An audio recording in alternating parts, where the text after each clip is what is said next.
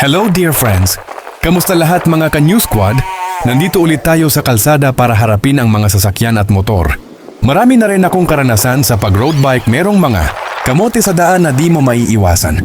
Pero mga ka-New Squad, lagi po tayo mag-iingat pag tayo ay gumagamit ng bike dahil may mga pagkakataon na bigla-bigla na uuna ang motor o sasakyan kahit nasa gilid ka na. Minsan naman truck pa makakasalubong mo. Ang buhay natin ay parang karera. Bagalan mo lang at ingatan laging maging masaya lang, ang tagumpay ay makakamtan. Sa dami ng mga karanasan ko dito sa bike ay lagi akong nagpapasalamat sa Diyos kung paano niya ako iningatan. Ang sarap makalanghap ng simoy ng hangin, makakakita ka ng magandang tanawin simula nung nag-road bike.